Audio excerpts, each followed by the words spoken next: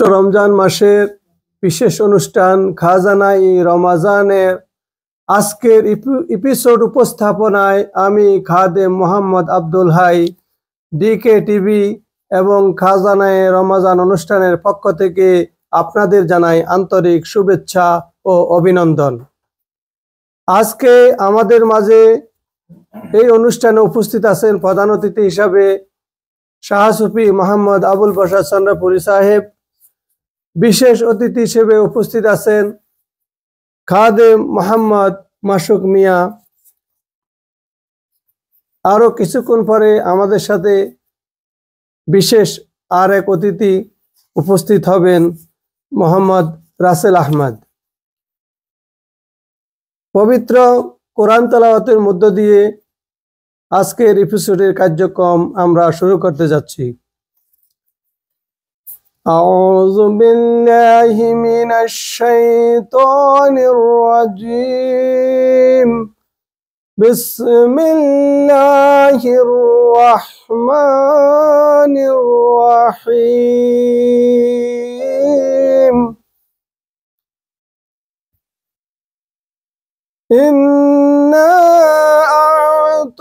أعطيناك الكوثر فصل لربك وانهر إن شانئك هو الأبتر صدق الله العظيم।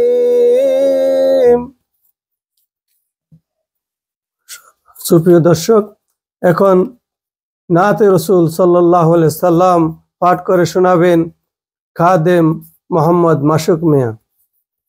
আসসালামু আলাইকুম ওয়া রাহমাতুল্লাহি ওয়া বারাকাতুহু।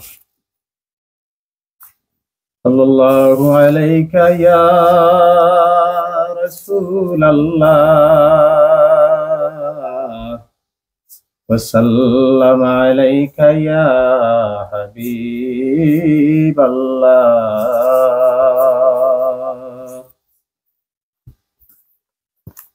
যাবার বেলায় দিও রে আমায় পাক চরণের দুলারে মদিনায় জানেওয়ালা।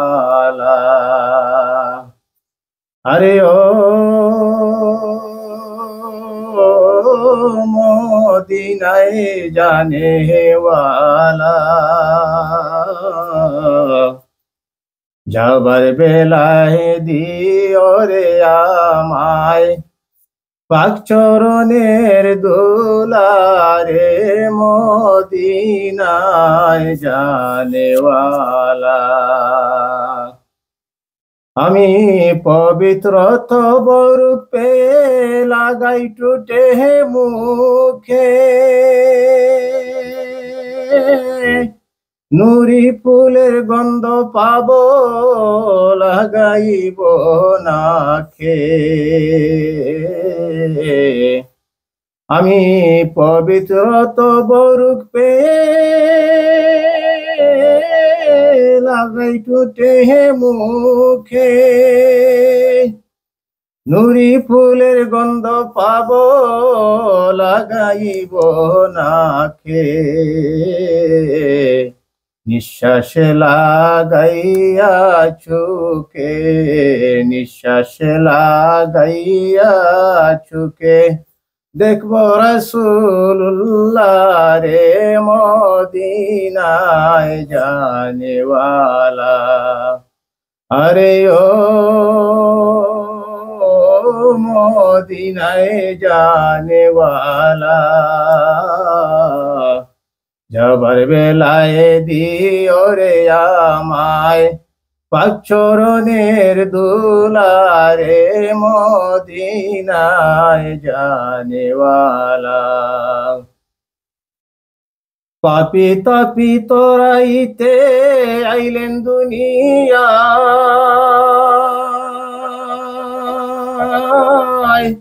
নূরের সিংহাসনে আছো সোনার মদিনায়। পাপি তাপিত রাইতে আইলেন দুনিয়ায়,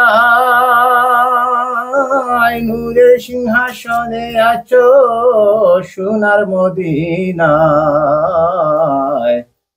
নিদানে করিব হায় হায়, নিদানে করিব হায় হায়, কান্দে ভিক্ষার ঝুলারে মদিনায় জানেওয়ালা। আরে ও মদিনায় জানেওয়ালা,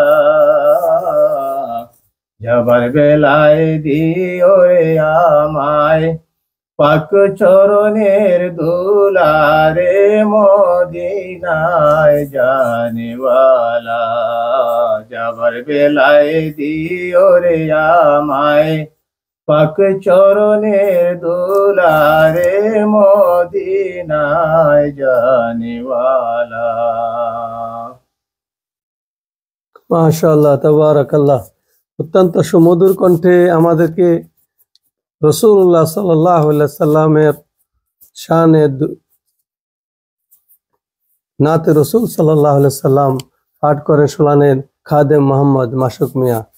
এখন আমাদের মাঝে আর একটা নাতে রসুল সাল্লাল্লাহু আলাইহি সাল্লাম পাঠ করে শোনাবেন খাদেম মোহাম্মদ রাসেল আহমদ। খাদেম মোহাম্মদ রাসেল আহমদ আর একটা নাত পরিবেশন করে শোনাবেন। সাল্লাল্লাহু আলাইকা ইয়া রাসূলাল্লাহ ওয়া সাল্লাম আলাইকা ইয়া হাবিবাল্লাহ। সাল্লাল্লাহু আলাইকা ইয়া রাসূলাল্লাহ وسلم عليك يا حبيب الله. مولاي صل وسلم دائما أبدا على حبيبك خير الخلق كلهم. مولاي صل وسلم دائما أبدا على حبيبك خير الخلق كلهم. محمد سيد الكونين والثقلين. محمد سيد الكونين والثقلين والفريقين من عرب ومن عجم.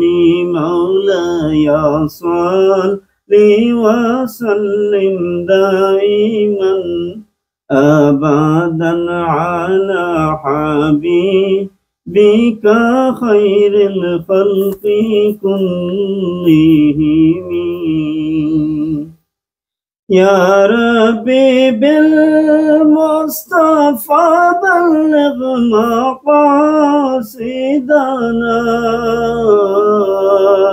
يا ربي بالمصطفى بلغ مقاصدنا واغفر لنا ما مضى يا واسع الكرم. مولاي صل وسلم دائما أبدا على حبيبك خير الخلق كلهم.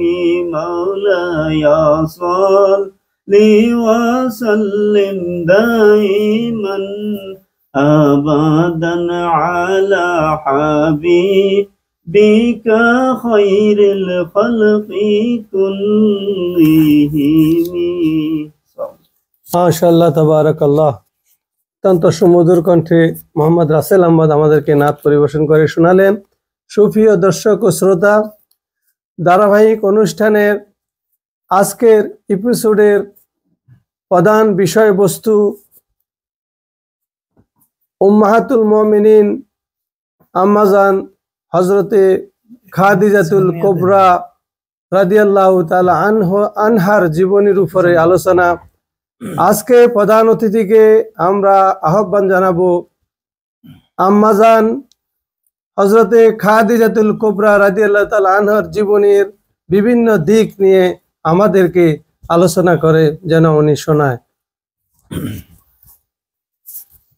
আসসালামু আলাইকুম ওয়া রাহমাতুল্লাহি তাআলা ওয়া বারাকাতুহু। আলহামদুলিল্লাহ, আল্লাহ রাব্বুল আলামিনের লাখ লাখ শুকর।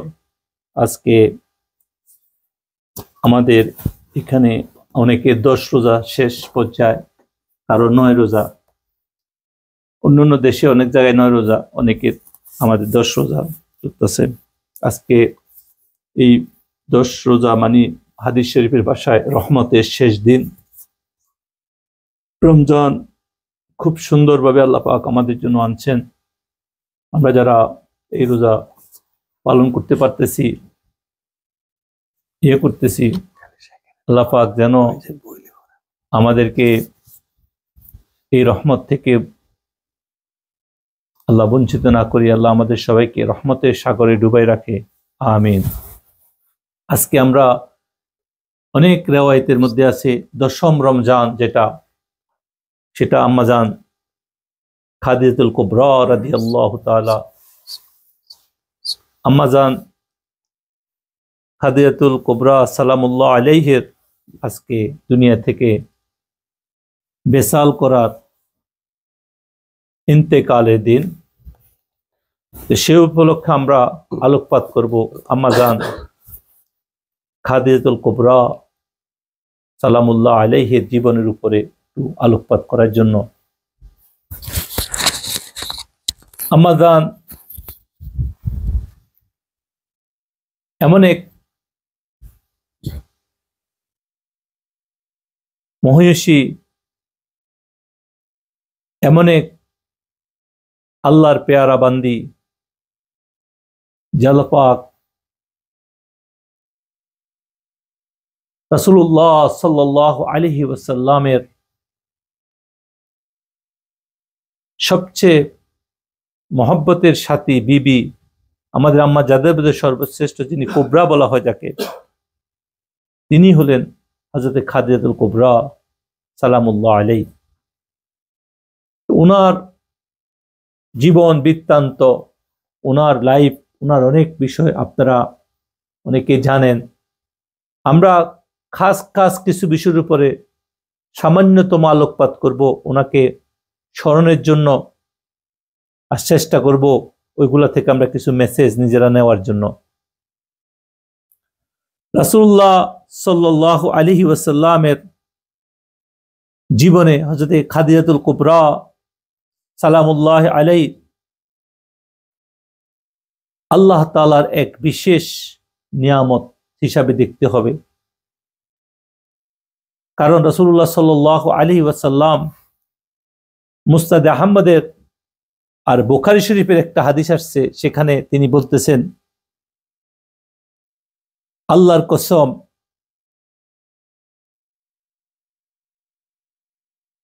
মহান আল্লাহ রব্বুল আলামিন হযরত আম্মাজান খাদিজাতুল কুবরা সালামুল্লাহ আলাইহি থেকে আর উত্তম কোন স্ত্রী দান করেনি।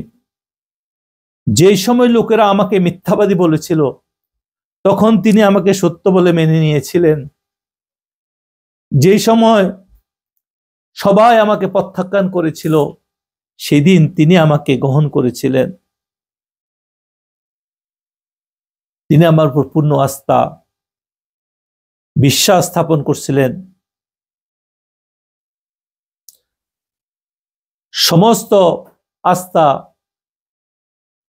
বিশ্বাস দিয়ে তিনি আমাকে জড়াই রাখছিলেন। তার সমস্ত সম্পদ তিনি আমাকে তার অংশীদার করছেন।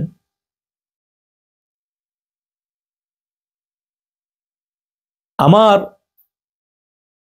অন্যান্য বিবিদের মধ্যে উনি আমার বিবি, যার মধ্যে আমাকে অনেক আমার সন্তান দিছে, মেজরিটি সন্তান ওনার মধ্যে দিছে। একমাত্র একজন হযরত ইব্রাহিম রাদিয়াল্লাহু তাআলা আনহু ছাড়া আর বাকি সমস্ত সন্তান আম্মাজান খাদিজাতুল কুবরা রাদিয়াল্লাহু তাআলা আনহু থেকে আল্লাহ পাক ওনাকে রাসূলকে দিয়েছেন। এই জন্য আম্মাজানের বিষয়ে এই হাদিস দ্বারা প্রমাণিত হয় আমরা যারা ইসলামের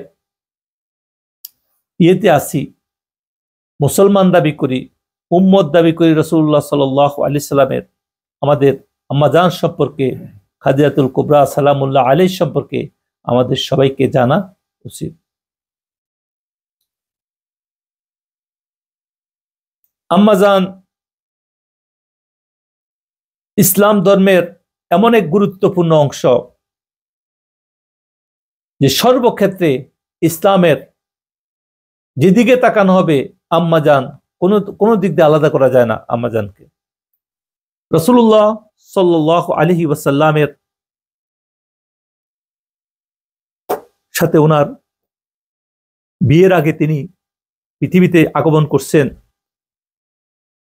যে আসহাবে ফিল যেটা করছে, হাতির যে ইয়া হয়েছে মক্কা শরীফে আক্রমণ করছিল, সেটার অনুমানিক ইতিহাসবিদেরা বলছে 15 বছর পূর্বে 555 খ্রিস্টাব্দের দিকে কুরাইশ বংশে অন্য একটা শাখায় হযরতে খাদিজাতুল কুবরা সালামুল্লাহ আলাইহি দুনিয়াতে আগমন করেন। ওনার আব্বা যিনি ছিলেন খাওয়ালিদ ইবনে আসাদ, তিনি একজন ব্যবসায়ী ছিলেন, মক্কার সম্ভ্রান্ত। ওনার আম্মার নাম ছিল ফাতিমা বিনতে জায়দা। খোয়াইলিদ ইবনে আসাদ ছিল ওনার পিতা, উনি একজন ব্যবসায়ী ছিলেন। ওনার মার নাম ছিল ফাতিমা বিনতে জায়দা। রাসূলুল্লাহ সাল্লাল্লাহু আলাইহি ওয়াসাল্লামের সাথে ওনার বিবাহের আগে তিনি এমন এক পরিবারে জন্মগ্রহণ করছেন, এমন এক জীবনযাপন করছেন, তৈয়বা হিসাবে তিনি পরিচিত ছিলেন মক্কার মধ্যে।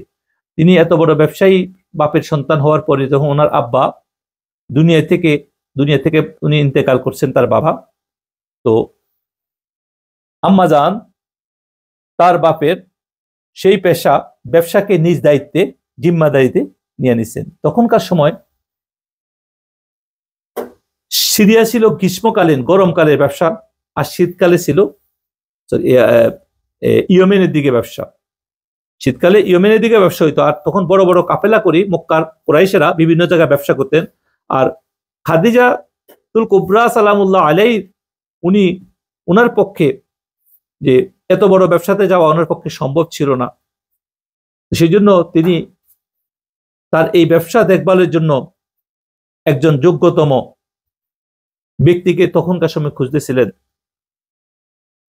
আর উনি এমন এক দানশীল ছিলেন আম্মাজান যে তিনি কুরাইশের মক্কার মধ্যে ওনার অনেকগুলো নাম ছিল। আমিরাত কুরাইশ মানে কুরাইশের রাজকুমারী ছিলেন তিনি। খাদিজাতুল কুবরা সবচেয়ে বড় মহান খাদিজা। আর তিনি সবসময় সমস্ত গরিব মিসকিনদেরকে খাওয়াতেন, আর তার গরিবদেরকে কাপড় চোপড় বিতরণ করতেন। আত্মীয় স্বজনদেরকে তিনি তখনও সহায়তা করতেন। আর এমনও রেওয়ায়েত আছে ইসলাম তখনও পৃথিবীতে আগমন করে নাই, ইসলামের প্রকাশ পায় নাই, তখনও তিনি কোনো প্রতিমা বিশ্বাস করতেন না, মূর্তি পূজা করতেন না, এরকম রেওয়ায়েতে আসে। অলসো ওই সময় আরবের লোকেরা নর্মালি মূর্তি পূজা করতেন, বিভিন্ন করতেন। আর আম্মাজান নারী হওয়ার কারণে বিভিন্ন বড় বড় শহরে ব্যবসা পরিচালনার জন্য তিনি যাওয়ার তার পক্ষে সম্ভব ছিল না। আর এর আগেও তার বিয়ে হয়েছে, তিনি বিধবা ছিলেন।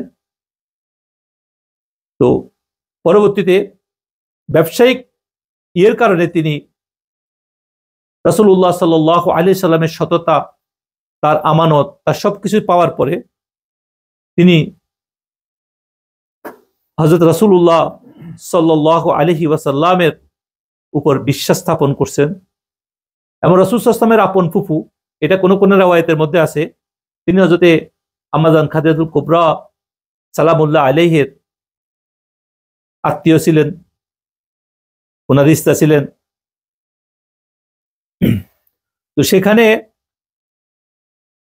তাদের মাধ্যমে অনেক লম্বা আলোচনা হযরত রাসূলুল্লাহ সাল্লাল্লাহু আলাইহি ওয়াসাল্লামের প্রতি তিনি তার মহব্বত ভালোবাসা প্রকাশ করছেন এবং তার সাথে বিয়ে করার জন্য তিনি আগ্রহ প্রকাশ করছেন। হযরত আবু তালেবের কাছে এই প্রস্তাব আসছে, কারণ এর মধ্যে রাসূল সাল্লাল্লাহু আলাইহি ওয়াসাল্লাম যখন ব্যবসার উদ্দেশ্যে সিরিয়া গেছে ওনার কাফেলার দায়িত্বশীল হিসাবে, আর তার সাথে যারা ছিল উনি অনেক ভালো ব্যবসা করছেন এবং প্রতিমধ্যে তার সাথে যে গির্জার পাদ্রী, তারপরে আরো বিভিন্ন কাহিনী, বিভিন্ন যে কাজ করছে সেগুলা ওনার কাছে খবর আসছেন। আর আম্মা জানের দুনিয়াতে আসার আগে ওনার আম্মা যে ফাতেমা, যার নাম ছিল, তিনি অনেক স্বপ্ন দেখছেন। আর আম্মা জান খাদিজাতুল কুবরা রাদিয়াল্লাহু তাআলা আনহা অনেকগুলা স্বপ্ন দেখতেন। সেখানে অনেকগুলো রিওয়ায়াত আছে, ওই স্বপ্নের মধ্যে ইতিহাসবিদরা লিখছে যে এই স্বপ্নগুলা যখন তিনি তার চাচাতো ভাইয়ের কাছে তিনি বর্ণনা করতেন। তিনি ছিলেন অনেক বিজ্ঞ একজন পাদ্রী। তো তিনি বলতেন, তোমার সাথে আখিরি নবী জানাবে মুহাম্মদ মুস্তাফা আহমদ মুস্তাফা সাল্লাল্লাহু আলাইহি ওয়াসাল্লামের সাথে তোমার বিয়ে হবে। তো আমরা মুক্তাসার ভাবে ওনার অনেক কথা বলতে পারি, ওনার যে লাইফের যে বিষয়গুলা সেখানে আমরা নিয়ে আসতেছি যে আম্মা জান এরপরে ওনাদের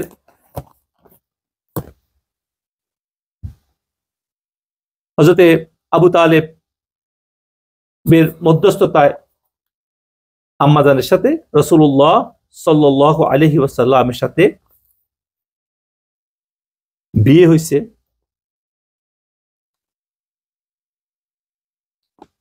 তো সেখানে আমরা একটু আগে বলছিলাম যে সাফিয়া রাদিয়াল্লাহু তাআলা আনহা রাসূলের ফুফু ছিলেন, তিনি ছিলেন হযরত খাদিজাতুল কুবরা রাদিয়াল্লাহু তাআলা আনহার আপন ছোট ভাইয়ের বউ। তো সেই হিসেবে ওদের মাধ্যমে প্রস্তাব দিয়েছেন। আর রাসূলুল্লাহ সাল্লাল্লাহু আলাইহি ওয়াসাল্লামের বিয়ের যে কার্যক্রম করছে সেখানে হযরত খাদিজাতুল কুবরা সালামুল্লাহ আলাইহির বান্ধবী ছিলেন নাফিসা বিনতে মানিয়া, সে ছিল তার মাধ্যমে উভয়ের মধ্যে মধ্যস্থতা করছেন। আর রাসূলুল্লাহ সাল্লাল্লাহু আলাইহি সাল্লামের প্রস্তাব আসছেন, সেখানে দুই পক্ষের সম্মতিতে তাদের বিয়ে হয়েছেন। এই বিয়েতে রাসূল সাল্লাল্লাহু আলাইহি ওয়াসাল্লামের চাচারা আবু তালেব, হামজা রাদিয়াল্লাহু তাআলা আনহু বিশিষ্ট কুরাইশের লোকেরা ছিলেন।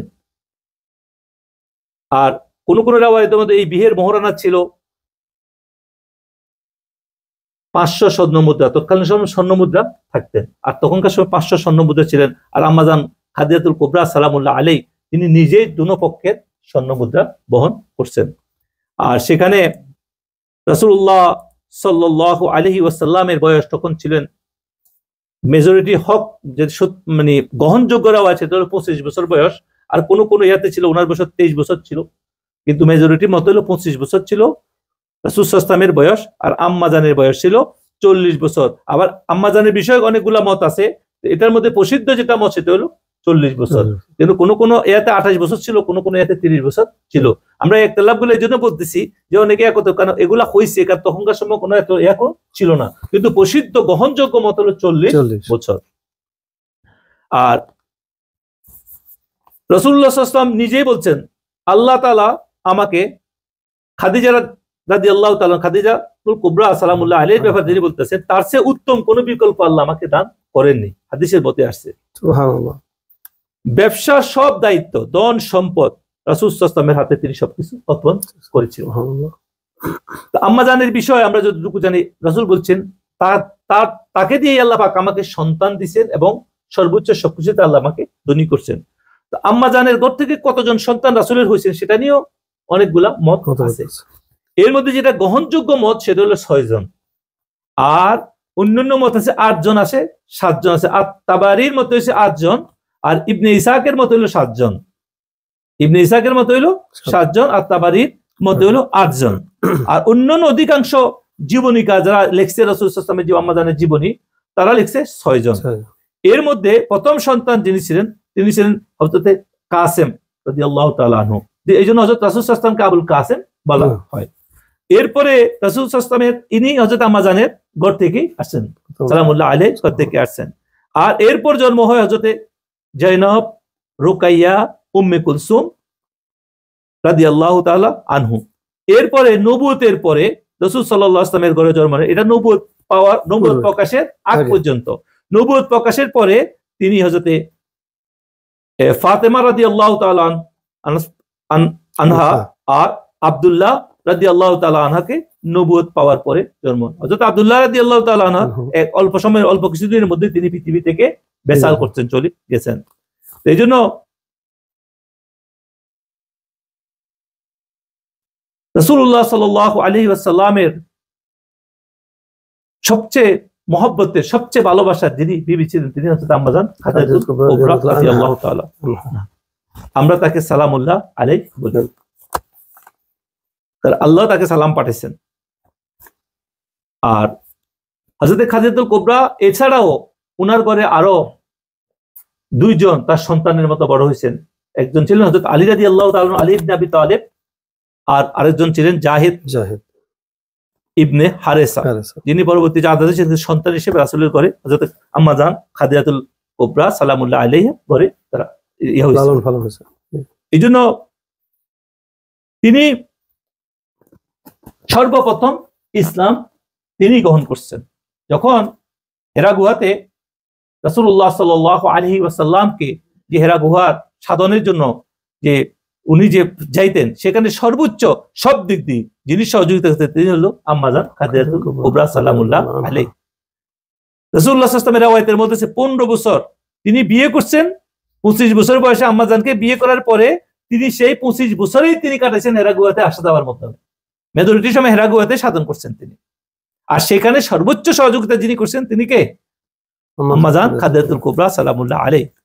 আর উনি নিজ হাতে অনেক সময় রাসূল যেহেতু নিয়ে আসতেন নিজের খাওয়া দাওয়ারে, অনেক সময় নিজ হাতে এই গুহার মধ্যে আনি দিয়ে যেতেন। স্বামীর প্রতি কত ভালোবাসা ছিলেন। এরপরে যখন এই জিবরাইল আলাইহিস সালাম ওহী নিয়ে আসছেন, সেখানে আমরা জানি অনেক কথা তো লম্বা হয়ে যাবে কথাটা। যখন তিনি ওহীর যে ভার, ওহীর যে অবস্থান, তাতে তিনি জরাজীর্ণ অবস্থার মধ্যে ছিলেন, তিনি দুর্বল হয়ে গেছিলেন। তিনি যখন ঘরে গেছেন, ঘরে যে আম্মাজানকে বলতেছেন তুমি আমাকে চাদর দিয়া, কম্বল দিয়া আমাকে জড়িয়ে ধরো। আর আমি মনে হয় ভয় পাই, উনি একটু কম প্রমাণে ছিলেন। ওনাকে মানে ইয়া হইতেছিল যে আশঙ্কা করতেছিলেন জীবনের বিষয়। তিনি বলতেছিলেন, একটা হাদিসের মধ্যে আসেন যে আমি আমার জীবন নিয়েও আশঙ্কা। তখন আম্মাজান খাদিজাতুল কুবরা সালামুল্লাহ আলাইহা তাকে জড়াই ধরছেন, কম্বল দিয়া বলছেন না না আপনি কোনো হতাশা করবেন না, কখনো করবেন না, আল্লাহর কসম যে আপনি আল্লাহর সবচেয়ে পেয়ারা। আপনি আত্মীয়তার বন্ধন কখনো বন্ধন কখনো ছিন্ন করেন না। আপনি গরিব দুঃখীকে কখনো কষ্ট দেন না, আপনি গরিব দুঃখী বোঝা বহনকারীকেও আপনি অতিথ্যপরায়ণ করেন। আপনি মানুষের বিপদে দুঃখে সুখে আপনি সবসময় তাদের পাশে থাকেন। তো আপনি কখনো আপনি ধ্বংস হবেন না, আপনি আল্লাহর সবচেয়ে কাছের মানুষ। এই সমস্ত খাদিজাতুল কুবরা সালামুল্লাহ আলাইহা রাসূল সাল্লাল্লাহু আলাইহি ওয়াসাল্লাম যত কথা বলতেন সব কথা তিনি কি করতেন? বিশ্বাস করতেন। এমন কোন কথা, রাসূলের কোন কথাকে তিনি কখনো ডিনাই করতেন না, কোনোদিনও কোনো কথা নিয়ে তর্ক করতেন না। এই নবুয়ত প্রকাশের আগে তাকে এমন ভাবে তিনি প্রথম থেকেই তিনি তাকে নবী হিসাবে, নবীর যে কত গুণ সেটা তার মধ্যে তিনি পাইছেন। তিনি শিক্ষিত ছিলেন, তৈয়বা ছিলেন, তাহেরা ছিলেন, জ্ঞানী ছিলেন, সুশুক্র ছিলেন, সব দিক ছিলেন। মক্কার সমস্ত নারী পুরুষ সবাই তাকে তৈয়বা, তাহেরা এবং জ্ঞানবান হিসাবে, জ্ঞানী হিসাবে তাকে জানতেন। এই জন্য আর তিনি এই রাসূল সাল্লাল্লাহু আলাইহি ওয়াসাল্লামের যখন আসি বলছেন যে আমাকে, তখন তিনি তাকে জড়াই ধরি কম্বল দিয়া তার আপন চাচাতো ভাই ওরাকা ইবনে নওফলের কাছে নিয়ে দেন। আর নওফল ছিলেন তোর সময় খ্রিস্টান ধর্মের অনেক বড় একজন পণ্ডিত ব্যক্তি। তিনি রাসূলুল্লাহ সাল্লাল্লাহু আলাইহি সাল্লামকে দেখাতে সে হিব্রু ভাষা আর ইনজিল পড়ার ব্যাপারে সে অনেক দক্ষ ব্যক্তি ছিলেন এবং সে ওটার লিখতেন, তর্জমা লিখতেন, খাস লিখতেন। অনেক বয়স্ক লোক ছিলেন তিনি। হযরতে খাদিজাতুল কুবরা রাদিয়াল্লাহু তাআলা আনহু, খাদিজাতুল কুবরা সালামুল্লাহ আলাইহা উনাকে নিয়ে যখন ওরাকা বিন নওফলের কাছে গেছেন, আর ওরাকা বিন নওফলকে তিনি বলতেছেন আপনার এই ভাতিজা কি বলে আপনি একটু শুনেন। এই ভাই রাসূলকে দেখাই দিয়েছেন। আর রাসূলুল্লাহ সাল্লাল্লাহু আলাইহি ওয়াসাল্লাম এই হেরা গুহার মধ্যে যা কিছু করছে সব কিছু তিনি ওখানে বলছেন। বলার পরে তিনি বলতেছেন ওদের ভাষা, হিব্রু ভাষায় তিনি বলতেছেন আল্লাহু আকবার, ওরাকা বলল যে এটা হলো নামুস। এটাকে নামুস, নামুস মানে জিব্রিলকে বলতো, ওদের ভাষায় জিব্রিলকে নামুস বলে, যে যে যে মুসা আলাইহিস সালামের নিকট আল্লাহ পাক পাঠিয়েছিলেন।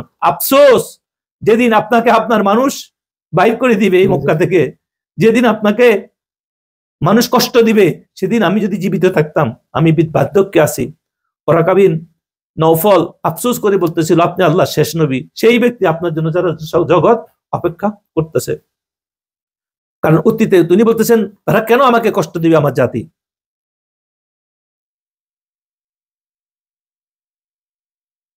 তারা আমাকে কেন কষ্ট দিবে। তো তিনি বলতেছেন সমস্ত নবীদের বেলায়, সমস্ত আম্বিয়াদের বেলায়, সমস্ত আল্লাহর প্রিয় বান্দাদের বেলায়, যে যারাই আল্লাহর দায়িত্ব নিয়ে আসছেন, নবী হিসাবে আসছেন, তাদের উপরে কি হয়েছে, জুলুম হয়েছে, শত্রুতা হয়েছে ওই জাতির পক্ষ থেকে। এই জন্য আমি যদি বাঁচি থাকতাম তাহলে আমি আপনাকে, আমি যদি বাঁচি থাকি তাহলে আপনাকে কি করবো, আমি সাহায্য করব। কিন্তু এই কিছুদিন পরেই ওরাকার মৃত্যু হয়েছিল। আর হযরত খাদিজাতুল কুবরা রাদিয়াল্লাহু তাআলা সালামুল্লাহ আলাইহি, উনি ছিলেন প্রথম ইসলাম গ্রহণকারী ব্যক্তি। আমরা এর আগে একটা জিনিস বলতে চাই, হযরত খাদিজাতুল কুবরা রাদিয়াল্লাহু তাআলা আনহা সালামুল্লাহ আলাইহি, উনি এমন এক গুণান্বিত ব্যক্তি ছিলেন যে উনি যখন আম্মাজান যখন সিদ্ধান্ত নিছে আমাদের রাসূল সাল্লাল্লাহু আলাইহি ওয়াসাল্লামকে বিয়ে করবেন, তো বিয়ে করছেন। এরপরে মক্কার মধ্যে যারা ও হিংসা করতেন, তাকে বিয়ের প্রস্তাব দিয়েছেন, বিয়ে করতে পারে না মক্কার নারীরা, তারা অনেকেই ওনাকে বিভিন্নভাবে উল্টাপাল্টা কিছু কথা বলতে ছিলেন। আর বিভিন্ন কথা, তুমি একজন এতিমকে, একজন অসহায়কে, যার কিছুই নাই, যে দেখতে কেমন, তাকে তোমরা। আর আম্মাজান ওদের সবাইকে ডাকি আনি জবাব দিছে যে মক্কার জমিন, সারা পৃথিবীর জমিনে এমন কোন এরকম পুরুষ যে পরোপকারী, মানুষের দুঃখে দুঃখী, মানুষের সুখে সুখী, এরকম সুদর্শন, এরকম হিতাকাঙ্ক্ষী, এরকম বিশ্বস্ত আর একটা লোক তোমরা খুঁজে আনতে। উনি যখন খুতবা দিছে, সমস্ত নারীরা সবাই ওনার কাছে নত হয়েছে, নত হয়ে বলছে তুমি গ্রহণ করছো। আম্মাজানের এমন এক ইয়ে ছিলেন আল্লাহ পাক। উনি ইসলাম প্রচারে আম্মাজানের যথেষ্ট অবদান প্রথম থেকে আছে। কারণ ঘরে তো প্রথম দিক দিয়ে, সব দিক দিয়ে তিনি ঘরকে রাখছেন সুরক্ষিত। ইসলাম যেই ওনার ইসলাম ধর্ম গ্রহণের কারণে ওনার যে পরিবার ছিল, কুরাইশ বংশের একটা শাখা ছিল, তারাও তাদের মধ্যে যারা জীবিত ছিল, তাদের পূর্বপুরুষদের মধ্যে অনেকে বিখ্যাত কুরাইশের সর্দার ছিল তারা। এর মধ্যে 10 জন ওনারা সবাই ইসলাম গ্রহণ করছিলেন, আর বাকি 5 জন বদর যুদ্ধে তারা মারা গেছেন, ওরা ইসলাম গ্রহণ করে নাই। আর ওনার সমস্ত সম্পদ রাসূলুল্লাহ সাল্লাল্লাহু আলাইহি ওয়াসাল্লামের হাতে সুপার্দ করছেন। আর ইসলামের খেদমতে যে এতিমদের, গরিবদের, দাসদেরকে যারা অত্যাচারিত হয়েছে মুসলমান হওয়ার পরে, এদের আজাদ করার ক্ষেত্রে দুঃখ কষ্টের সময় এই সম্পদ যথেষ্ট কাজে দিচ্ছে। আর সিয়ারে আবু তালেব যেটা ছিল, যেখানে রাসূলুল্লাহ সাল্লাল্লাহু আলাইহি ওয়াসাল্লাম ইসলাম প্রচারের কারণে পুরা রাসূল সাল্লাল্লাহু আলাইহি ওয়াসাল্লামের মুসলমানদেরকে এক জায়গায় বন্দী করে দিয়েছিল, তখন কাফেররা পানি আনা অনেক কিছু, তখন আম্মা জানের অনেক অবদান ছিল। তার আপন যে আত্মীয় স্বজন যারা ছিল, মক্কার কুরাইশ ছিল, এরা অনেক, এর মাধ্যমে আম্মা জান তার দিন বাতিজা, খাস করে হাকিম বিন হিজাম, আবুল বক্তারি, জাইমা ইবনুল আসওয়াদ, এটা ইতিহাসের পাতায় লেখা আছে, আমরা ইতিহাস যখন পড়ছি, এরা অনেক অবদান রাখছে। কারণ তারা কুরাইশ লিডার ছিল, তাদেরকে বাধা দিতে পারতো না। তারা এই বন্দী অবস্থায় রাসূলদেরকে যে একটা ইয়ার মধ্যে রাখিয়েছে, কোনো দিকে চাইতে দিত না, খাওয়া কোনো কিছু বাধা করতো না, তাদের সাথে কেউ লেনদেন করতো না, এমন অবস্থা করছে, যেটাকে বলা হয় শিয়ারে আবু তালেব। এখানে তারা যাইতেন, আর যাইয়া তারা এই রাসূলের যে এই দুর্দশা অবস্থায়, মানে রাসূল সাল্লাল্লাহু আলাইহি ওয়াসাল্লামের সাহাবীদের এই দুর্দশা অবস্থায়, এই বন্দী অবস্থায়, সেখানে তারা খাদ্য সরবরাহ করতেন বুক ফুলাইয়া। আম্মাজানের ভাতিজারা আরো অনেকে এইভাবে, সব ক্ষেত্রে ইসলামের প্রচারের ক্ষেত্রে আম্মাজানের অবদান অনেক বেশি, সব দিক দিয়ে ইয়া করতে গেলে। এই জন্যই রাসূলুল্লাহ সাল্লাল্লাহু আলাইহি ওয়াসাল্লামের 25 বছরের যেই জীবন সঙ্গী ছিলেন, তিনি বিবাহ জীবন ছিল আম্মাজান খাদিজাতুল কুবরা সালামুল্লাহ আলাইহির, এই বয়সের মধ্যে তিনি আর কোনো বিয়ে করেন নাই। এই জীবনে তিনি ওই বয়সের মধ্যে তিনি আর কখনো অন্য কোনো এনে নাই। এই সময় তার জীবনে যত রকমের দুঃখ, কষ্ট, বিপদ, আপদ ছিল, সবচেয়ে কাছের মানুষ ছিল আম্মাজান খাদিজাতুল কুবরা সালামুল্লাহ আলাইহি। ওনার এক এক হাদিস পড়লে, ওনার জীবনী পড়লে, আমরা যে ইসলামের জন্য আমরা যে মুসলমান দাবি করি, অনেক আমাদের যে মুসলমানিত্ব আমরা বুঝি না কেন, আমরা এই সমস্ত মহিষী, এই সমস্ত মহান আম্মাজানদের জীবনী সম্পর্কে আমরা জানি না। ইসলাম এমনি এমনি আমাদের সামনে আসে নাই।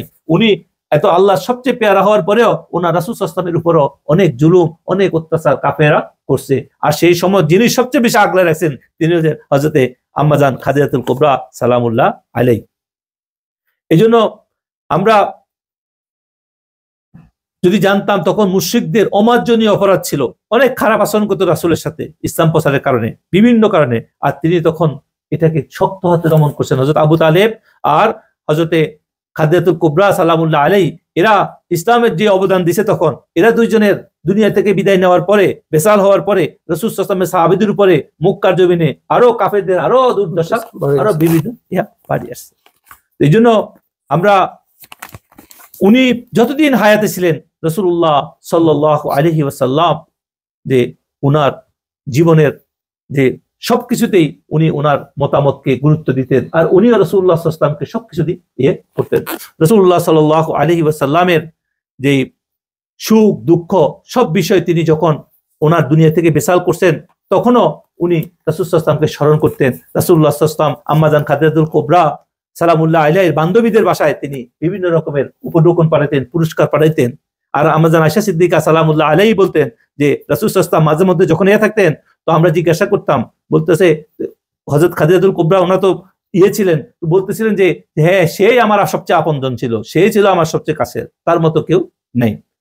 আমাদের হিংসা হইতো তার জন্য, এই জন্য যে রাসূল তাকে ছাড়া একটু বসে তাকে নিয়ে চিন্তা করতেন। এর মধ্যে আছে যখন আম্মাজান খাদিজাতুল কুবরা ওনার সাথে 25 বছর সংসার হয়েছে, এরপর ওনার বয়স যখন 65 ইয়ার 65 বছর বয়স, কোন কোন রাওয়ায়ের মধ্যে একটু কম, কোন কোন রাওয়াতে বেশি, কিন্তু 65টা প্রসিদ্ধ মত বা কোন কোন রাওয়াতে 52 বছর মত, এরকম অনেক মত আছে। আমরা 65টাই ধরি, কারণ উনি 25 বছর করছেন। ওনার বয়স যখন 40 উনি বিয়ে করছেন, আর 25 বছর রাসূলের সাথে সংসার করলে 65 বছর হয়, ঠিক আছে। আর তিনি মক্কায় যখন আল্লাহ পাকের হাওলা হয়ে গেছেন, আল্লাহ পাক বেসাল করছেন তিনি, তো তখন শরীয়তের জানাজার নামাজের পড়ার কোনো বিধান ছিল না, কারণ শরীয়তের অনেক বিধান তখনও শুরু হয় নাই। জান্নাতুল মুআল্লা বলে মক্কার যে মাওলা, যেটা কাবাগরের ইয়াতে গেলে যারা মক্কাতে যায় তারা এটাকে জানে, ওখানে ওনাকে তখন দাফন করা হয়েছে। রাসূলুল্লাহ সাল্লাল্লাহু আলাইহি ওয়াসাল্লাম নিজে তার আমাদানের কবরে নামছেন প্রথমে। কোন কোন রাওয়ায়াতের মধ্যে আমরা পড়ছি ইতিহাস এর মধ্যে, ওখানে বলছে আমাদানের যখন তার বডি মোবারক নিয়ে গেছেন, রাসূল সাল্লাল্লাহু আলাইহি ওয়াসাল্লাম স্বয়ং নিজে যাইয়া আগে কবরের মধ্যে নিজে কিছুক্ষণ শুইছেন ওখানে যাইয়া। কেমন ভালোবাসা ছিল। এরপরে উঠছে, উঠি তারপরে যে আমাদানের লাশকে ওখানে রাখছে। এই জন্য এমন এক ইয়া ছিলেন যে রাসূলুল্লাহ সাল্লাল্লাহু আলাইহি ওয়াসাল্লাম ওনার প্রতি যথেষ্ট ইয়া ছিলেন, কারণ উনিও ইসলামের জন্য সমস্ত সম্পদ সবকিছু রাসূলের কদমে বিলিয়ে দিয়েছেন। অনেকে প্রশ্ন করে এই সম্পদ রাসূল কি করছেন? রাসূল এই সমস্ত সম্পদ আমাদের মতো না যে মানে শ্বশুরবাড়ির সম্পদ পাইছে, বউয়ের সম্পদ পাইছে নিজে আনন্দ ফুর্তি করবেন না। রাসূলুল্লাহ সাল্লাল্লাহু আলাইহি ওয়াসাল্লাম তার গরিব দুঃখী অসহায় এতিম উম্মতের জন্য বিভিন্ন খাতে যারা পরবর্তী যুগে যারা মদিনা হিজরত করছে, যারা বিভিন্ন ভাবে এদের রাস্তায় যদি লুটপাট করতেন, তখন কাফেররা তখন না পাইয়া, তখন মক্কার ধনী মুমিন মুসলমান যারা ছিল, যারা ইমানদার সাহাবী ছিল, তারা যখন তারা আসতেন তখন তাদেরকে লুটপাট করে নিয়ে যেতেন, আর রাসূল এই সম্পদ দিয়ে ওদেরকে সাহায্য করতেন। এভাবে রাসূলুল্লাহ সাল্লাল্লাহু আলাইহি ওয়াসাল্লাম সম্পদ ব্যবহার করছে। হাদিসের মধ্যে আছে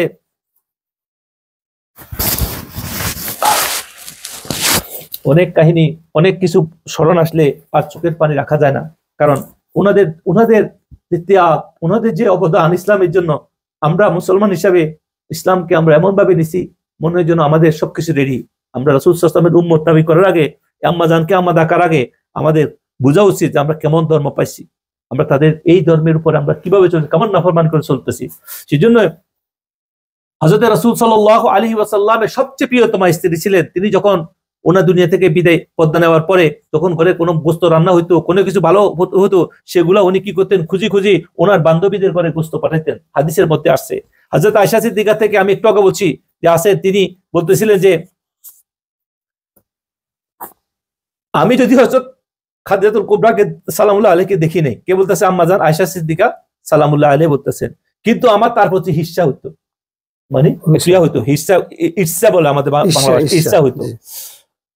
অন্য কারো বেলায় হইতো না, কারণ রাসূলুল্লাহ সাল্লাল্লাহু আলাইহি সাল্লাম যখন তার স্মরণ করতে সবসময় তার কথা স্মরণ করতেন।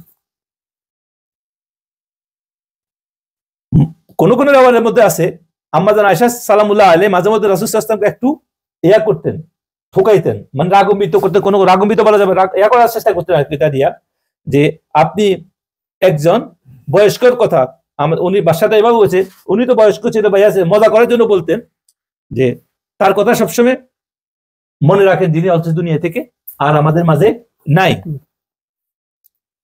আর আল্লাহ ওর থেকেও আরো ভালো স্ত্রী আপনার আল্লাহ আপনাকে দিছে।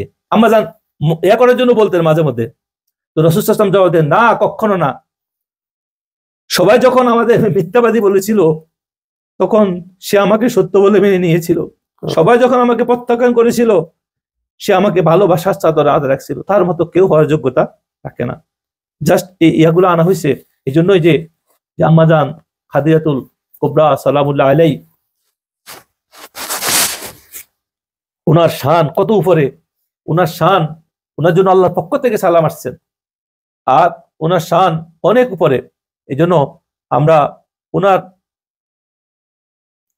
যে বিষয়গুলা আমরা আলোচনা করছি, এটা আলোচনা করার মূল উদ্দেশ্য যে আমরা আম্মা জান সম্পর্কে জানি।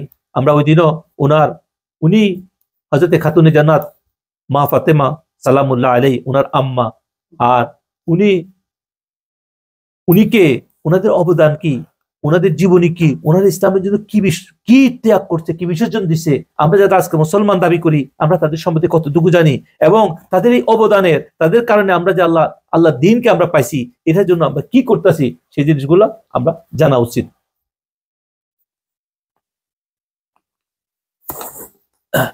হাদিস শরীফের, বুখারী শরীফের মধ্যে একটা হাদিস আছে, এটা বলি আমরা আজকের বিষয় করব,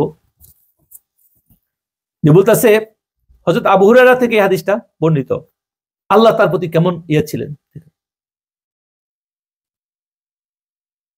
হযরত জিবরাইল আলাইহিস সালাতু ওয়াস সালাম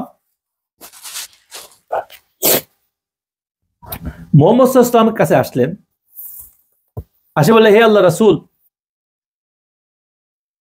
দেখুন খাদিজাতুল কুবরা সালামুল্লাহ আলাইহা আসতেছেন, আর তিনি যখন আপনার কাছে আসবেন আপনি তাকে আল্লাহর পক্ষ থেকে সালাম জানাবেন। আর পক্ষ থেকে? আল্লাহর পক্ষ থেকে সালাম জানাবেন, আর তাকে মণিমুক্তার তৈরি একটি বেহেশতি মহলের সুসংবাদ প্রদান করবেন। মণিমুক্তার তৈরি একটা বেহেশতি মহল খাস আম্মা জানের জন্য আল্লাহ পাক বলবেন, সেই মহলে কোনো অযথা শোরগোল থাকবে না, ক্লান্তি অবচ্ছন্নতা কাউকে গ্রাস করবে না, সেখানে কোনো রকমের টায়ার্ডনেস, দুর্বলতা কোনো কিছু থাকবে না। এটা আল্লাহর পক্ষ থেকে কি পুরস্কার, তওবা, কার জন্য? আম্মা জানের জন্য। তো আমরা যেটা আলোচনা করছি এতক্ষণ পর্যন্ত, সেটা মূল যে ইয়েটা আমি জানানোর চেষ্টা করতেছি, সেটা ছিল যে আম্মা জান খাদিজাতুল কুবরা সালামুল্লাহ আলাইহা এমন এক মহিষী নারী, এমন এক আল্লাহর পেয়ারা বান্দি, যে যার অবদান ইসলামের প্রসারে, ইসলাম দুনিয়াতে আল্লাহ পাক তার দ্বারা যে কাজ করেছেন সেটার সাথে তুলনা করার মতো অন্য কেউ চোখের সামনে নেই। এই জন্য আমরা আম্মা জানের উপরে আমরা বেশি বেশি করি, আম্মা জানের জন্য রাসূলের সাথে আম্মা জানের জন্য আমরা সালাম করব, আর আমরা বেশি বেশি করে তার জীবনী জানবো, তার আদর্শ, তার শিক্ষা, তার মেয়ে হযরতে খাতুনে জান্নাত মা ফাতেমা রাদিয়াল্লাহু তাআলা আনহা, আর আম্মা জান, অন্যান্য আম্মা জান যারা হযরত আয়েশা সিদ্দিকা সালামুল্লাহ আলাইহা থেকে লইয়া আরো যারা আম্মা জান আছে, তাদের জীবনীগুলো আমরা জানবো, তাদের ইসলামের জন্য ত্যাগকে জানবো, এবং আমরা সর্বোচ্চ আল্লাহর কাছে ফরিয়াদ করব, আমাদের মা বোনেরা, আমাদের সন্তানেরা, আমাদের মেয়েরা যারা আসতেছে, যারা করে তারা তাদের জীবন আদর্শকে গ্রহণ করে আজকে যে সমাজ ব্যবস্থা, আজকে যে অবস্থান, এই আমরা আজকে আলোচনা একটু নিয়ে আসছি কেন, এটা লম্বা আলোচনা করা যেত, ওনার জন্ম থেকে লইয়া আস্তে আস্তে লইয়া ওনার পুরোপতি, ওনার ওফাত পর্যন্ত, দুনিয়া থেকে বেসাল পর্যন্ত অনেক লম্বা সময়ের বিষয়। আমরা জাস্ট মুক্তসার ভাবে আমাদের যারা দর্শকবৃন্দ, আমাদের যারা মুহিব্বিন, মুরিদিন, পীর ভাই, জাকের ভাই, আমাদেরকে যারা ফলো করে, আমাদের মা বোনেরা, তাদের জন্য আমরা একটা ইশারা, একটু আলোচনা আমরা শুরু করছি, সামান্যতম, যাতে তারা এটার মহব্বত করি, তারা আম্মা জান সম্পর্কে আরো বেশি রিসার্চ করে, আরো বেশি জানার চেষ্টা করে। এটা জানলে কি হবে, তাদের এই দুনিয়াবি যত রকমের সমস্যা, আখিরাতের দুনিয়াবি যত সমস্যা, এগুলো থেকে আল্লাহ পাক তাদের কি করবে, হেফাজত করবেন। এই জন্য আল্লাহর কাছে দোয়া করি, আল্লাহ যেন আমাদেরকে আমাদের আম্মা জানদের যে পথ রাখি গেছে, সেই পথে আল্লাহ রাসূল সাল্লাল্লাহু আলাইহি ওয়াসাল্লাম যে শিক্ষা আমাদের সামনে দিচ্ছেন, ওনারা যে অনুসরণ করছেন, সেই পথে যেন আমাদের মা বোনেরা সহ আমরা সবাই চলতে পারি। আল্লাহ পাক আমাদেরকে তৌফিক দান করুক। ওয়া মা তৌফিক ইল্লা বিল্লাহ। বারাকাল্লাহ ফিক শেখ। শেখ, ছোট্ট একটা প্রশ্ন, 1 মিনিটের।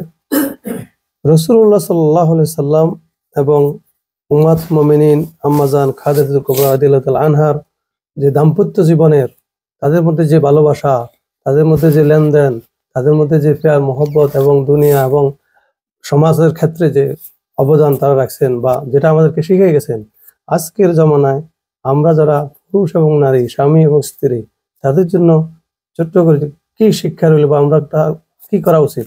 মাশাআল্লাহ, একটা সুন্দর আলোচনা করছেন, যে এই সুন্দর প্রশ্ন। আল্লাহ পাক জাযাকাল্লাহু খায়র।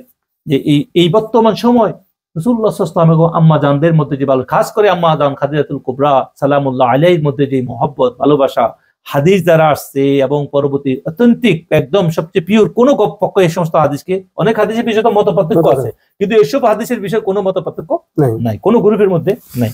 এখান থেকে বোঝা যাচ্ছে কি, যে আম্মা জানের জীবন আদর্শ যদি কেউ গ্রহণ করতে পারে, এবং রাসূলুল্লাহ সাল্লাল্লাহু আলাইহি ওয়াসাল্লাম যে ভালোবাসা তার জন্য দেখেছেন একটা স্বামী হিসাবে, আর আম্মা জান স্ত্রী হিসাবে দেখাতে, এটা যুগে যুগে সমস্ত মানুষের জন্য, সমস্ত দাম্পত্য জীবনের জন্য এটাকে একটা মডেল, এটাকে একটা শিক্ষা, এটাকে যদি কেউ যদি গ্রহণ করতে পারে, তো তাইলে ওইখানে কোনোদিনও শয়তান আসতে পারবে না। কারণ রাসূল তো সর্বোত্তম আল্লাহর পেয়ারা এবং সর্বোচ্চ জিনিস। এখানে অনেকে অনেক কথা আনছে, আজকে সমাজে অনেকভাবে করতেছে যে রাসূল সাল্লাল্লাহু আলাইহি ওয়াসাল্লাম যে একজন বিবাহিত নারীকে, ওর বিবাহিত হইলেও তিনি তৎকালীন সময় সবচেয়ে তৈয়বা তহেরা, সব দিক দিয়ে, জ্ঞানের দিক দিয়ে, আদর্শের সবচেয়ে ভালো, উত্তম, বিচক্ষণ ছিলেন। এখানে আরো কিছু জিনিস শিকার আছে। অনেক মানুষ না বুঝে আলোচনা করে, অনেক বিষয় উল্টাপাল্টা আলোচনা করে। আল্লাহ পাক ওই সমস্ত, ওনাদের প্রত্যেকটা কথা বলতে হবে ওনাদের সম্পর্কে, না জানলে না বলা ভালো। ওনাদের সম্পর্কে, আম্মাজানদের সম্পর্কে, রাসূল সাল্লাল্লাহু আলাইহি ওয়াসাল্লামের সম্পর্কে, সাহাবীদের সম্পর্কে কথা বলার সময় প্রত্যেকটা কথাকে আমাদেরকে আদব মেইনটেইন করি এবং খুব হিসাব করে কথা বলতে হবে। যেই ভাষা ওনাদের জন্য প্রয়োগ নয়, সেই ভাষা ওয়ার্ড আনা যাবে না। ওয়ার্ড বলা যায়, কিন্তু সব ওয়ার্ড তাদের জন্য প্রযোজ্য নয়। সর্বোচ্চ সম্মানী শব্দটা, ওয়ার্ডটা তাদের ভাষায় দিতে হবে। এই যে আম্মা জানের বিয়ে হয়েছে, সেটা ছিল আরবের তৎকালীন সময় প্রথা, ট্রেডিশনাল ছিল। এরপরে তিনি আর অনেক মানুষের তিনি বিয়ে করতে চান নাই। আর তিনি তৎকালীন সময় এমন এক ভালো বংশে জন্মগ্রহণ করছে, উনি ব্যবসায়িক সম্পদের দিক দিয়ে, সৌন্দর্যের দিক দিয়ে, সব দিক তিনি পরিপূর্ণ ছিলেন। আর তৎকালীন সময় এটা ট্রেডিশনালি তৎকালীন একটা কালচার ছিল, এটা নর্মাল। আর তখন নারীদের কোনো, ওনারা যারা সম্মানী ছিল, যারা সাধারণ গরিব মানুষ ছিল, তাদের তখন নারীদের কোনো মূল্য ছিল না। তখন দাসী প্রথা ছিল, দাস প্রথা ছিল, সবকিছু ছিল। এর মধ্যে আম্মা জান এমন এক উজ্জ্বল বংশ, কুরাইশ বংশের মধ্যে উনি এমন এক উজ্জ্বল শাখা জন্মগ্রহণ করছেন। তিনি তখনের মতো জায়গায়, রেওয়ায়তের মধ্যে আছে, তিনি কোনো মূর্তি পূজা করতেন না, তিনি কোনো বুত পেরেস্তি ছিলেন না। তিনি ছিলেন আল্লাহ বিশ্বাসী, হানাফি সম্প্রদায়ের গ্রুপের মধ্যে ছিলেন। তিনি ইব্রাহিম আলাইহিস সালামের যে উত্তরসূরি ছিলেন, তারা এখানে ছিলেন। আর তিনি তখনও নিজেকে অপবিত্রতা থেকে, মন্দ কাজ থেকে, খারাপ কাজ থেকে নিজেকে পবিত্র রাখছেন। তো যারা আজকে এই সমস্ত কথা বলে বিভিন্ন বিষয় নিয়ে, উনি আবার উনার সম্পর্কে যারা কথা বলতে চায়, যারা আমাদের ধর্মের অনেক বিধর্মীরা কথা বলে, তো তারা না বুঝি কথা বলে। তারা আমার আম্মা জান সম্পর্কে কোনো কিছুই তারা জানে না, তখনকার কালচারকে জানে না, তখনকার হিস্ট্রিকে জানে না, তখনকার পরিবেশকেও তারা জানে না। আর এই পরিবেশ আইয়ামে জাহিলিয়া বলতে ওই যুগকে, জাহিলের সময়, জাহিলিয়ত মানে অন্ধকার সময়, সেখানে কোনো আইন কানুন, কোনো রক্ষা ছিল না। জীবন্ত মেয়েদেরকে কবর দেওয়া হইতো, দাফন করা হতো, নিজে বাপে নিয়ে অধিক মেয়ে হলে কবর দিয়ে দিত। সেখানে কোনো গুরুত্ব ছিল না, দাসীদের কোনো ছিল না। এমন সময় আল্লাহ নবী সাল্লাল্লাহু আলাইহি ওয়াসাল্লামকে উনি বিয়ের প্রস্তাব দিয়েছেন, আর রাসূল সাল্লাল্লাহু আলাইহি ওয়াসাল্লামের চাচার মাধ্যমে তিনি গ্রহণ করেছেন। আল্লাহর পক্ষে গ্রহণ করার কারণে তিনি এর পরবর্তীতে কি করছেন, আল্লাহ পাক তাকে, কোরআন শরীফের কোন আয়াত আছে যে হে নবী, আপনি দুনিয়ার জীবনে আপনার দুনিয়ার সম্পদ, অনেকে গরিব ছিলেন, গরিব রাসূল, গরিব বলতে এখানে কাকে বলা হয়? রাসূল কখনো গরিব নয়। যারা বলে গরিব ছিল, কোরআন আয়াত ওটা না। আপনার দুনিয়ার সম্পদ, আপনাকে ওই সময়ের জন্য দুনিয়ার সম্পদ আপনাকে কম দেওয়া হয়েছে।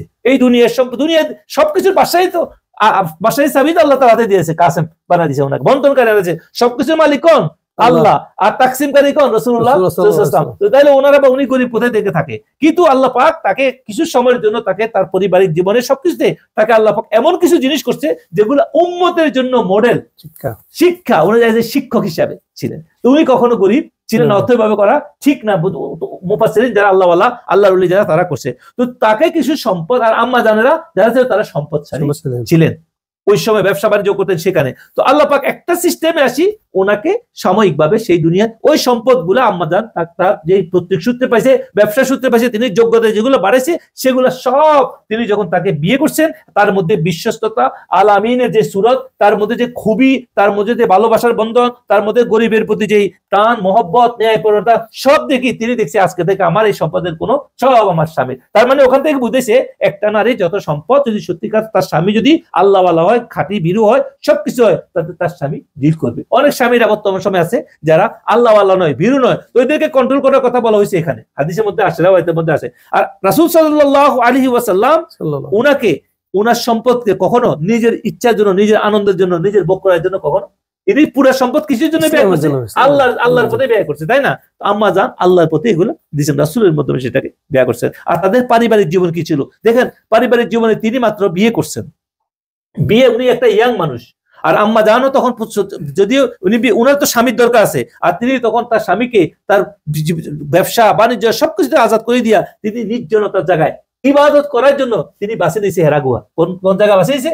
হেরাগুয়া। আমাদের সমাজে এখন একটা বলে কবে কই যাও, এই কিসের আমল করো, এই কিসের তো নামাজ পড়ো, এত 2 ঘন্টা বসে হয়েছে কোথায়?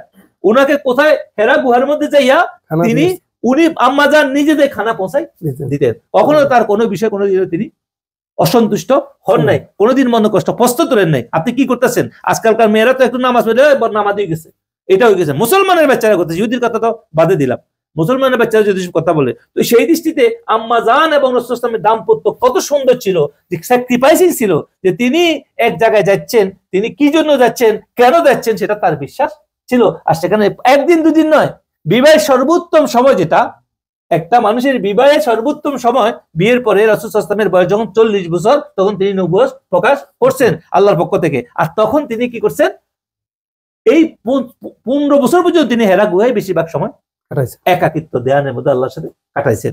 তো এটার দ্বারা কি বোঝা যাচ্ছে, তিনি সম্পদশালী থাকলেও, তিনি সবকিছু থাকলেও তার পরিবার, তার বাচ্চাকে চেয়ে যেগুলা বাচ্চা আল্লাহ পাক দিছে, সবকিছু করছে, এগুলা তিনি নিজ দায়িত্বে পালন করছে। রাসূলুল্লাহ সাল্লাল্লাহু আলাইহি ওয়াসাল্লামকে তিনি পুরা ফ্রি করে দিয়েছেন সম্পূর্ণ আল্লাহর জন্য। একজন উত্তম নারী যদি সমাজে হয়, সে যদি সম্ভব থাকে কোন রকমের, যদি স্বামী যদি সম্ভব হয় যে এই পক্ষের সম্ভব, আমরা কম খাইয়া আমার স্বামী ইবাদতকারী হবে, আল্লাহওয়ালা হবে, রিয়াজত করবে, সাধন করবে, কিতাব পড়বে, বা ইসলামের জন্য দিন সময় দিবে, এরকম নারীদেরকে, নারীদের অবদানের কারণে কিন্তু অনেক বুজুর্গরা অনেক কিছু। পাকিস্তানের এক মহান বুজুর্গ কথা বলতেছে, ওনার স্ত্রীর আমি একটা সাক্ষাৎকার পড়ছিলাম একটা এর মধ্যে, তো উনি লিখতেছে যে আমি যখন বিয়ে করছি আমার স্বামীকে দেখছি যে আমার স্বামী অনেক দিনের ব্যাপারে সস্তা করে, কিন্তু তার সময় নেই। তো তখন আমার বাপের কিছু সম্পদ ছিল, আমারও কিছু ইয়া ছিল, তো তখন আমি তাকে বলছি তুমি আজকে থেকে আজাদ, তুমি শুধু তোমার কাজেরও কি দিনের জন্য খেদমত করো, তুমি শুধু খেদমত করো। আর তিনি পরবর্তীতে পুরা পাকিস্তানের মধ্যে, পুরা ভারতবর্ষ অনেক কিতাব লিখছে। আমি ওনার নাম তকি উসমানী সাহেব, যদিও আমাদের মাস্তক, অন্য মাস্তক, দেওবন্দি মাস্তকের লগে আছে, কিন্তু উনি অনেক একটা ভালো মানুষ, আমার সাথে ওনার সরাসরি দেখা হয়েছে। তো ওনার ওয়াইফের যে শুনছে যে বর্তমান তকি উসমানী সাহেব এত কিতাব লিখছেন রসুলের, ওনাকে যে আপনি এই শিক্ষা, আমি আম্মা জান খাদিজাতুল কুবরা সালামুল্লাহ আলাইহা থেকে এই শিক্ষা পাইছি, যে আমি ওনার থেকে পাওয়ার পরে আজকে তিনি তাকে সময় দিছে, কোথেকে তিনি পুরা সময়টা বউ বাচ্চা পরিবার বাদ দিয়া তিনি শুধু দিনে এত কিতাব লিখছেন, এত কাজ করছেন, দিনের অনেক খেদমত করছেন। কেন কথা আনছি, দাম্পত্য জীবনে কত সুখী এবং ইসলামের জন্য তারা কি অবদান, বর্তমানে এই লোকটা সারা বিশ্বের একটা মডেল লোকের জন্য। তো কেন যদি আম্মা জান এটা না, শুধু এটার জন্য নয়, অন্যান্য ক্ষেত্রে স্বামীকে বিশ্বাস করা, স্ত্রীর প্রতি বিশ্বাস রাখা। রাসূল সাল্লাল্লাহু আলাইহি ওয়াসাল্লাম চলে আসছে, স্ত্রী বাসা আছে, কি করতেছেন, তার কোনো সন্দেহ ছিল না, কারণ তার প্রতি বিশ্বাস ছিল। আজকে আমরা তো স্বামীর ও স্ত্রীদেরকে সন্দেহ করি, অনেক বিষয়ে সন্দেহ করি, একটু বিষয়ে সন্দেহ করি, স্ত্রীরা স্বামীদেরকে সন্দেহ করে। আর যদি বিশ্বস্ত হয় স্বামী স্ত্রী একের প্রতি, রাসূল এবং আম্মা জানের মতো, তাহলে কোনোদিনও একে অপরের প্রতি কখনো সন্দেহ আসবে না। আজকে ঘরে ঘরে আমাদের স্বামী স্ত্রীদেরকে বিশ্বাস করা উচিত, যে এটা মানা উচিত যে আমরা আসলে এই আম্মা জানদের জীবনই আমরা জানি না, তাদের দাম্পত্য জীবনে আমরা জানি না, আমরা না জানি তাদের সম্পর্কে, না পরিপূর্ণ দিনের পথে চলি। তো সেই জন্য আজকে মডেল হিসাবে যদি আমরা এখনো নিই তাদের জীবনকে, আম্মা জানদের জীবনকে, খাদিজাতুল কুবরা সালামুল্লাহ আলাইহা, আম্মা জান আয়েশা সিদ্দিকা সহ আরো অন্যান্য আম্মা জান সালামুল্লাহ আলাইহা, উম্মাত তারা যত আছে, আর খাতুনে জান্নাত সহ অন্যান্য নারী মহিষীনা যারা, তাদের জীবনকে যদি আমরা এখনো বাঁচিয়ে নিতে পারি, বিশেষ করে নারীরা। কেন নারীদের কথা বলবো, বর্তমান সময় মডার্ন সময় আমরা যারা বিভিন্ন এটা কি মিডিয়া, মিডিয়ার মাধ্যমে, আমরা যারা সোশ্যাল মিডিয়ার মাধ্যমে আমরা যারা আজকে স্বাধীনতা চাচ্ছি, বিভিন্ন বক্তব্য করতেছি, তাদের সাবধান হওয়া উচিত যে সোশ্যাল মিডিয়া খারাপ জিনিস হচ্ছে, ভালো ভালো জিনিস হচ্ছে, কিন্তু মেজরিটি এমন এমন প্রপাগান্ডা, এমন এমন ভুল তথ্য দিচ্ছে, এখানে আমাদের অনেক মা বোনেরা বিভ্রান্ত হচ্ছে। তো তারা উচিত তারা আম্মা যাদের জীবন সম্পর্কে আরো ভালো করে জানা, কোন উত্তম মানুষ থেকে জানা, যার তার মুখ থেকে না জানা এবং বিশ্বস্ত সূত্রে জানি সেটাকে নিজের জীবনে বাস্তবায়ন করা, বেশিরভাগ করা। আর আম্মা জান খাদিজাতুল কুবরা সালামুল্লাহ আলাইহি, তিনি তো অনেক বিধানের আগেই তিনি দুনিয়া থেকে, যেমন জানাজার নামাজ হওয়ার বিধান আসার আগে তিনি দুনিয়া থেকে করছেন, আমি যা একটু আগে বলছিলাম, এরকম অনেক বিধানের আগে তিনি পৃথিবী থেকে পর্দা করছেন। তো সেই জন্য উনার মহিষী, উনার যে অবদান, উনি সর্বক্ষেত্রে রাসূলের পাশে দাঁড়াইছিলেন। তা আমরা যারা ঘরের মধ্যে আমাদের মা বোনেরা আছে, তাদের উচিত হলো যে কমাস কম ঘরের মধ্যে বাচ্চাদের দায়িত্ব পালন করা এবং স্বামীর যেটা হক সেটা দিকে যথেষ্ট যত্ন নেওয়া। তাহলে আমাদের স্বামীদেরও উচিত যে চতুর্দিক থেকে যাওয়া, যে তার স্ত্রীকে অধিকারে ভালোবাসা এবং তার স্ত্রীদের প্রতি তার দায়িত্ব, বাচ্চাদের দায়িত্ব যতটুকু পালন না করতে পারলে কি হয়েছে, রাসূল সাল্লাল্লাহু আলাইহি ওয়াসাল্লাম যেভাবে তাদের খোঁজ খবর নিতেন, তাদের বিষয়ে করতেন, তাদেরকে ভালোবাসেন, সেই ভালোবাসা অন্তরে ধারণ করা। যেমন আম্মা জান আয়েশা সিদ্দিকা যে হাদিস আমরা আখেরে পড়ছি, যে বলছে আমি ইচ্ছা করতাম, কেন করতো, যে রাসূল এমন ভালোবাসা ওনার থেকে পাইছেন যে উনি দুনিয়া থেকে বেসাল করার পরেও তিনি সবসময় তার কথাই স্মরণ করতেন। কোনো কিছু ভালো পাকাইলে তার দিল খুশি হইব, এই জন্য তার আত্মা খুশি হইব, এই জন্য তার বান্ধবীদের কাছে খাওয়া পাঠাইতেন। আর এটা সুন্নত হয়ে গেছে আজকে উম্মতে, যাদের বাপ মা বয়স্ক, বাপ মারা গেলে বাপের বন্ধুদেরকে খাওয়ানো, মা মারা গেলে মায়ের বান্ধবীদেরকে খাওয়ানো, স্বামী মারা গেলে স্বামীর বন্ধুদেরকে খাওয়ানো, স্ত্রী মারা গেলে স্ত্রীর বান্ধবী, বন্ধু আপন যারা তারা ভালোবাসতো, তাদের ভালোবাসার মাধ্যমে ভালোবাসা আদায় করা, আজকে এগুলো উঠে যাচ্ছে সমাজ থেকে, আজকে এগুলা কি উঠে যাচ্ছে। এই জন্য আল্লাহ পাক আমাদেরকে আম্মা জানের আর রাসূল সাল্লাল্লাহু আলাইহি ওয়াসাল্লামের দাম্পত্য জীবনের যেই সুখ, যে সৌন্দর্য, সেটা যেন আমরা বুঝতে পারি, আমাদের জীবনে আমরা বাস্তবায়ন করতে পারি। আল্লাহ পাক আমাদেরকে তৌফিক দান করুন। বারাকাল্লাহু ফিক শেখ, জাযাকাল্লাহ খাইর। সুপ্রিয় দর্শক শ্রোতা, আজকের মতো আমরা বিদায় নেব। বিদায়ের আগে প্রধান অতিথির কাছে আমরা অনুরোধ করব দোয়া করার জন্য। আজকের এপিসোড এখানেই শেষ করছি। খোদা হাফেজ। আসসালামু আলাইকুম ওয়া রাহমাতুল্লাহি ওয়া বারাকাতুহু। آمين اللهم آمين ربنا تقبل منا إنك أنت السميع العليم وتب علينا يا مولانا إنك أنت التواب الرحيم ربنا اغفر لنا ذنوبنا ولوالدينا ولأستاذنا ولشيخنا ولمن الله الذين آمنوا اللهم صل على سيدنا محمد وعلى آل سيدنا محمد وبارك وسلم وصل عليه وصلى الله تعالى على سيدنا محمد وعلى آله وصحبه أجمعين يا الله আমাদের আজকের এই আল্লাহ মাহফিলকে তুমি কবুল ও মঞ্জুর করো। আম্মা জান খাদিজাতুল কুবরা সালামুল্লাহ আলাইহির সাদকায়ে ওসিলা আল্লাহ আমাদের সবাইকে কবুল করো। ইয়া আল্লাহ, রাসূল সাল্লাল্লাহু আলাইহি সাল্লামে তোমার হাবিবের প্রিয়তমা, তুমি যার সালাম পাঠাইছো মাওলা, ওনার বরকতে আল্লাহ আমাদের সবাইকে, আমাদের মা বোনদেরকে সহ, আমাদের বিবি বাচ্চা আওলাদ পরিজন, আমাদের ছেলে সন্তান, আমাদের মুরিদিন মুহিবিন বীর ভাই জাকের ভাই, যারা দুনিয়া তোমার হাবিবের উম্মত, সবাইকে তুমি আল্লাহ কবুল ও মঞ্জুর করো। শয়তান থেকে সবাইকে তুমি হেফাজত করো। বর্তমান বিশ্ব ব্যবস্থায় শয়তানের ধোঁকা থেকে আল্লাহ তুমি সবাইকে হেফাজত করো। সবার প্রতি তুমি খাস রহমত নাজিল করো। ওনাদের দেখানো পথে আমাদেরকে চলার তৌফিক দান করো। আমাদের পরিবার, আমাদের দাম্পত্য জীবন, ঘরে ঘরে আল্লাহ আজকে শয়তানে ভরপুর হয়ে আল্লাহ বিচ্ছেদ সহ আল্লাহ সবকিছু ধ্বংস হয়ে যাচ্ছে মাওলা। আম্মা জান সালামুল্লাহ আলাইহির জীবন আদর্শকে নিয়ে আল্লাহ তোমার বরকতে, ওনার ওসিলায় আল্লাহ সবার জীবনকে তুমি বরকতময় করো, সবার জীবনে তুমি খাস রহমত নাজিল করো। সাল্লাল্লাহু তাআলা আলা সাইয়্যিদিনা মুহাম্মাদিন ওয়া আলা আলিহি ওয়া সাহবিহি আজমাইন বিহাক্কি কালিমাতি লা ইলাহা ইল্লাল্লাহু মুহাম্মাদুর রাসূলুল্লাহ।